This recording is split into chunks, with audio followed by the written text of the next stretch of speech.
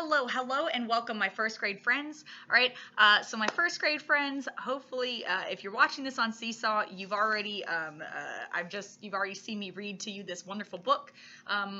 It's an activity in your Seesaw that I put up where I read to you "Beautiful Oops" by Barney Salzberg. I highly recommend this book. It's a really great book about what to do when there are mistakes, how you can fix mistakes, especially in works of art in particular. So I love it. It's a good one wherever you like to get your books from, or checking it out at the local library. Highly recommend this book. But I just read it to you in a Seesaw activity, so hopefully from there you've come over here to watch the art lesson video to see what art lesson goes with that book. All right, so normally, and I invented this project last year. I was really happy to finally have a great idea to go with this book because I love this book so much. So I was thinking about it, and I was designing an art lesson that goes along with it, and we just now got the perfect Virginia Standards of Learning. Because we have new standards of learning this year. We got a new standard that would fit perfectly for that, which is the students will apply creative process to art making, in particular developing solutions to art making challenges. So I was like, what the root of that SOL is talking about problem solving. So basically students being able to problem solve. This activity is a really great activity where when normally, so I designed it last year, it was a really big hit. Like kids were asking me, it's one of my projects where kids would ask me after, weeks after the lesson, can we do that one again? And I'm like, you already learned that thing. All right. But this is one that's a big hit. What I do before the lesson, right, before they come in, I always count out how many papers that I'm going to need, like how many students, so I get that many papers. I put a splotch of paint, different color splotches. I put a splotch of paint on each paper, like, one splotch for each paper, and then I rip a part of the paper somewhere, right? And I put it at each seat, so each student already has like a, paper, a damaged paper that they're going to be working with. And basically what we're going to be doing, just like we learned from our book that we read, we're going to be using our noggins, all right, our brain, all right, to be thinking about a solution of how to turn this damaged paper into a work of art. Okay, so I always show them, to go along with this one, this would be like the first day of the project, and they would have this on their table. It would show them this guy, right? And I would show them how, let's say that I got this as my paper. I would turn it around and kind of be like, what can I do with this? And kind of just keep turning it until I figure something out. It's like, okay, what do I want to turn this into? Ultimately, I chose to turn it into, we're pretending that this is the before and this is the after, all right? I said, why don't I turn that big rip in the paper into a crocodile's mouth, nom, nom, nom, nom, nom, all right? And then that blue, if I make it so he's getting out of the water, that blue splotch would be right where that pond would be. So that takes care of that problem, right? Right? So that's how I solved my rip and paint splotch problem there. All right. But the point is for you to be looking at yours to kind of problem solve, well, what can I turn that into? Because it would be super boring if we all ended up with alligators, right? So I tell the students, you get to choose what you turn your picture into. Maybe you look at your paint splotch and tear and you're like, ooh, that's going to be a monster's mouth, or this is going to be a dragon over here. Like, it needs to come from your brain, from your imagination. I'm also going to show you, so normally we start by, I'll read them the book. I explain to them their different options from my made a mistake poster.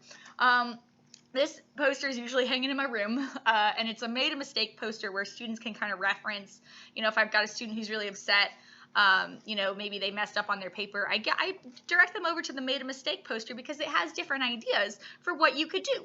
So let's say, what if you got a piece of paper that was damaged because it had a pencil mark on it? You could just say, well, I'm just going to erase that, right? I mean, I could just erase that and draw over it. That's fine.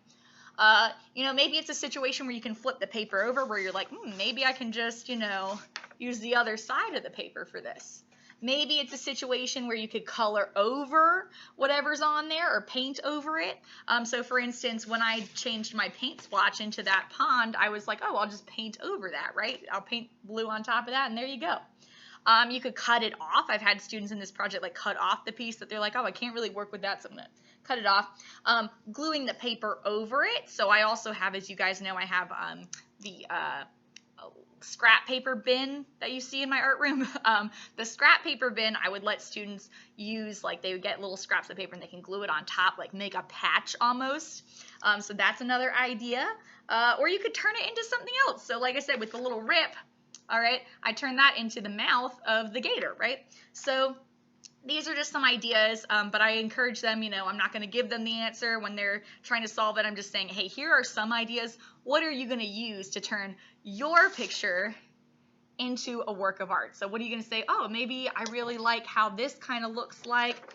This is going to be the mouth of a big dragon, and the dragon's tail is going to have like a piece right up here. So it really has to come from like your brain. What are you going to turn this into? Okay, so that would be the first day. And then on the second day, but like I said, I mean, you guys can do this now because this is a YouTube video. It's a different format than me teaching in person and us actually going through this process.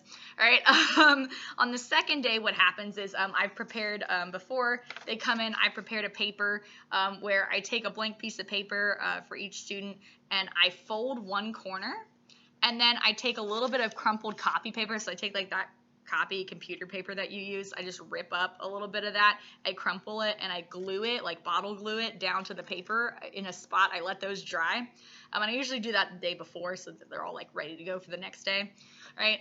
And then I give this to the student for them to change into something. So for this project, I'm going to need the grown-ups' help, okay? So grown-ups who are out there, and kids, if you're watching this and you don't have your grown-up, grab your grown-up, okay? Grown-ups, I'm going to need your help with this.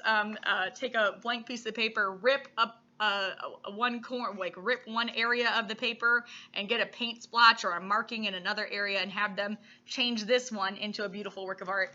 And then take another piece of paper, fold a corner, crumple up a little bit of paper and glue it down, and have them change this into something, okay? And that's a situation where if you don't have access to a grown-up, if you really are like, oh, I gotta do this myself, you can do it, okay? You're a big kid, you can problem solve, you got this. Just get 2 pieces of paper. Like I said, if you have to do this for yourself, you can, right? Rip one piece, make a splotch somewhere else on that paper, and then take another paper, fold a corner to it, put a little bit of crumply paper on it. As you can see with with this one, I turned it into a field of sheep, because how I kind of got my thought process going for that, as I looked at this blank piece of paper that had a little folded corner to it, and I said, what does that folded corner kind of look like? And I said, I could turn that into a little sheep's head. It's got the right shape. It's kind of got that triangle shape. So I said, I'm going to turn it into a little sheep's face. And then I said, in my crumpled paper is right where I could turn that into the little, like, it's like kind of a texture, so you could kind of like feel. And we just learned about texture. Remember in our sunflower we talked about texture? This would be an instance of tactile texture, right? So that texture where you can kind of feel that it's like a little bit bumpy, right? That would be our fluff. That would be our little bit of fluff for our sheep, right?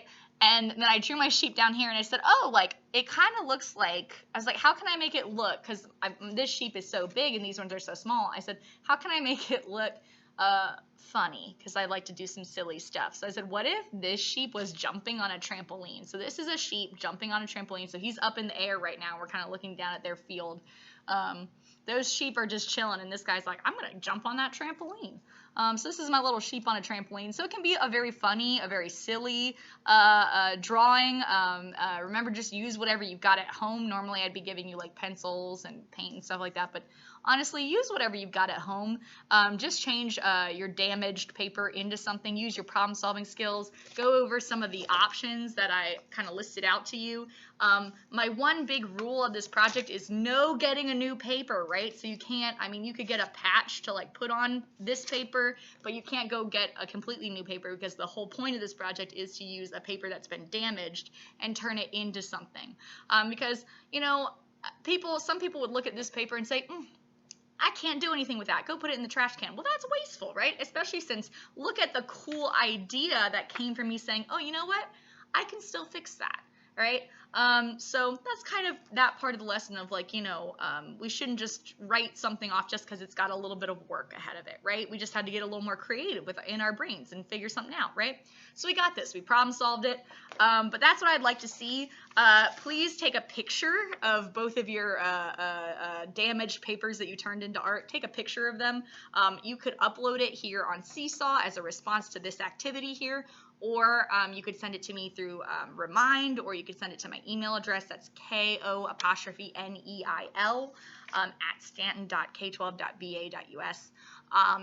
Also, just an announcement for the grown-ups. So if you're right now, my first grade friends, make sure you flag down one of your grown-ups, one of those people who loves and takes care of you, because they're going to need to know this information. So for the grown-ups, hello, hi, it's Mrs. O'Neill, the art teacher here.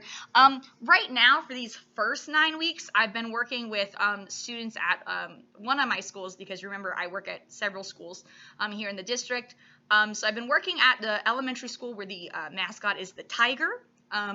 So for the first 9 weeks, I'm about to switch because as you remember, even in a normal year, music and art switch out. Normally we do it by month, so I spend like 1 month here, 1 month there, 1 month here, and 1 month there, and I kind of switch out. But because of everything with COVID and virtual learning, we chose to do it this way where I would be at one school for a larger chunk of time. So I've been at the school with the elementary school with the tiger. I've been there for the first 9 weeks. I'm about to switch over, okay, to the elementary school where the bumblebee is the mascot for the second 9 weeks.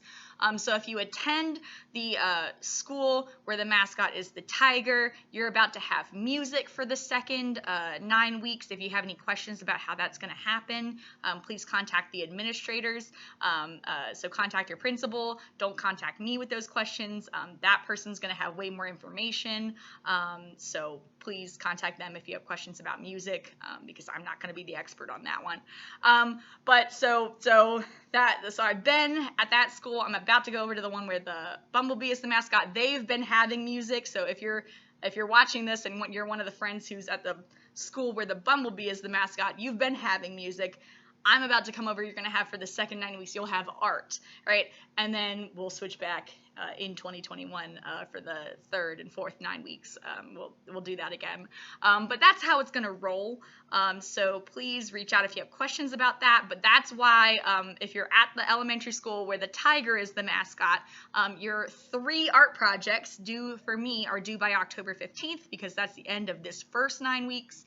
And that way I can give you credit for your work. So make sure you do that. And then, like I said, you won't have me. You'll be having music if you're at that elementary school where the mascot is the tiger. Okay. As well as that, let's talk a little bit about how this channel is going to work in terms of like when I'm switching. I don't exactly know what my schedule is going to allow because different schools are doing different things, and that's normal. So that's just one of those things that I'm going to go learn how my schedule works over there. But I'm going to still try. I will tell you, I'm going to still try to make sure that I put up K through 5th grade lessons to this YouTube channel weekly. I'm not sure if that'll be possible. I'll kind of have to see how time rolls over there, but I'm going to try to. So if you're at the elementary school where the tiger is the mascot, and you want that extra kind of art for second 9 weeks, I'm going to try to put weekly videos up here on YouTube for you to check. So it wouldn't be in Seesaw, it would be on this YouTube channel here that you could check if you wanted to do those for fun. Like I said, those wouldn't be required for a grade because you'd be having music during that time. So that would just be if you wanted to do extra art work. All right. And I will be seeing you guys. Bye.